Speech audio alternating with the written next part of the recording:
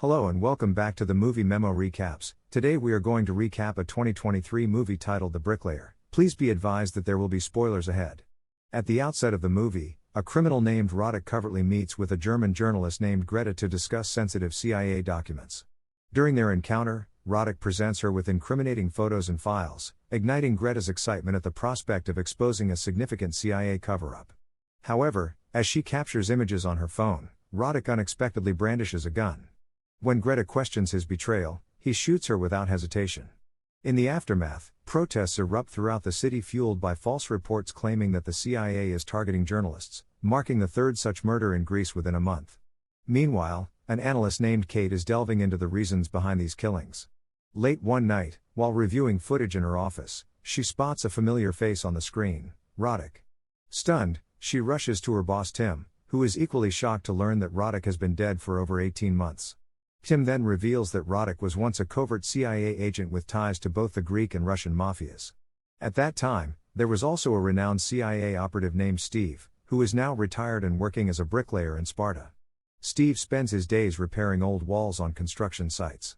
During a lunch break, he unexpectedly encounters Kate and Tim, who bring him alarming news about the blackmail against the CIA and the murders being attributed to Roddick. Steve expresses disbelief that Roddick could be responsible for such heinous acts. While he acknowledges Roddick's dangerous nature, he insists that Roddick would never randomly kill reporters and claims to have witnessed his death. Tim clarifies that Roddick executed a sanctioned hit on a Russian smuggler, and his photo was discovered at Greta's crime scene.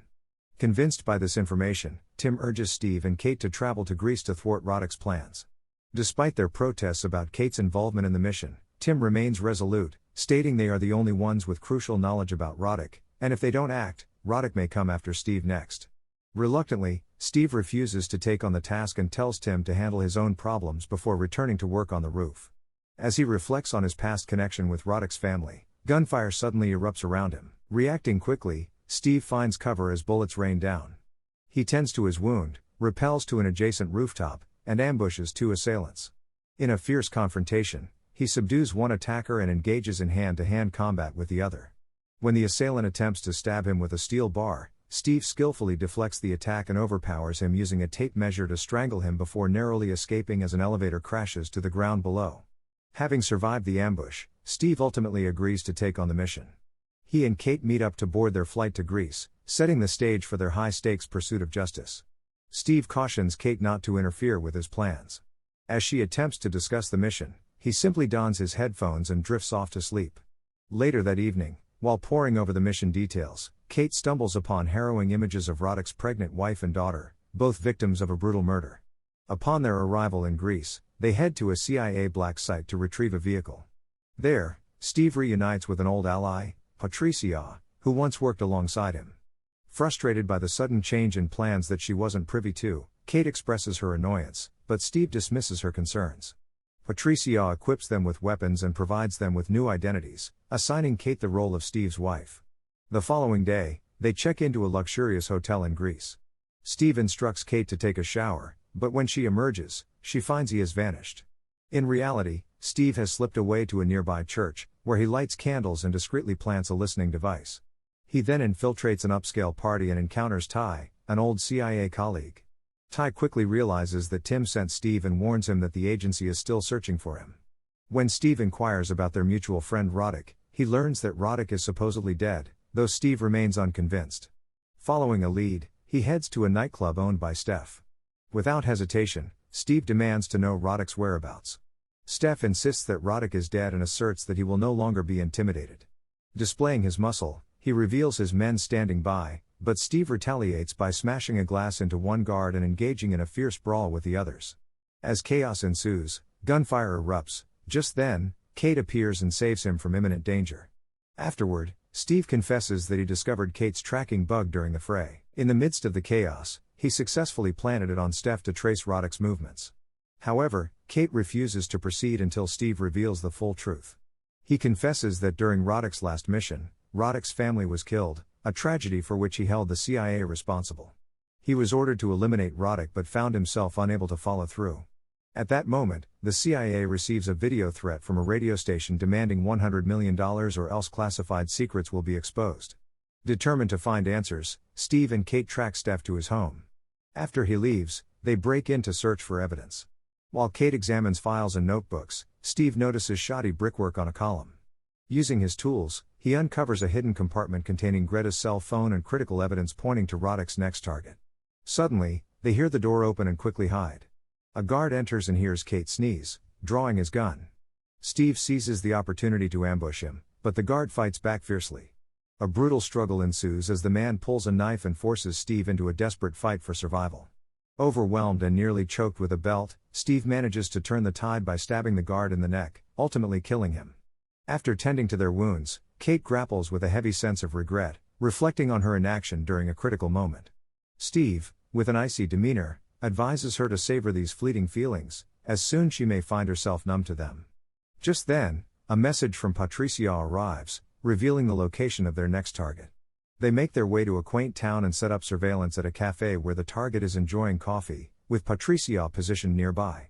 Steve proposes using the target as bait, but Kate fervently argues for a more cautious approach. In that tense moment, Roddick calls Steve, unveiling a shocking truth: Steve never killed him. Instead, he had let Roddick go with a solemn promise to stay away. Roddick accuses the CIA of leaking his identity to the Russians, which ultimately led to the tragic demise of his family. He holds the agency accountable for the loss.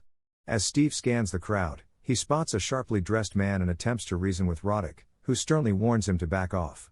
Moments later, Roddick makes his move, executing the reporter before making a swift escape on a motorcycle. In a desperate attempt to stop him, Steve shoots out the tires, causing a crash, yet Roddick still manages to evade capture. From the wreckage of Roddick's bike, they recover a tablet and a photograph of Cuban Minister Luis Delgado, indicating Roddick's next target. Kate urges Steve to notify the CIA, but he halts her, convinced that Tim is merely using them as pawns to cover his own tracks and that no one in the agency can be trusted. He even suggests that Tim could be colluding with Roddick. As Tim calls, Kate struggles to accept the possibility of corruption within her own agency.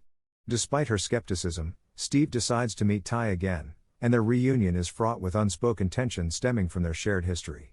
Ty informs Steve that Costas has shut down all CIA operations in Greece and plans to hold a press conference regarding his findings. Steve shares his belief that Roddick is being manipulated by the agency, but Ty counters that it was Roddick who broke their agreement, tarnishing the agency's reputation. This conversation triggers memories for Steve of a time long ago when he waited for Ty to leave with him, only for her to choose her career over their bond. She expresses regret for that decision, apologizing as they share a poignant moment together. Steve recalls when Roddick refused to carry out a CIA-ordered assassination on a politician. Despite warning him against defying orders, he had vowed to protect Roddick and his family. Later, Steve awakens on Ty's couch as she reveals they've traced the video's IP address.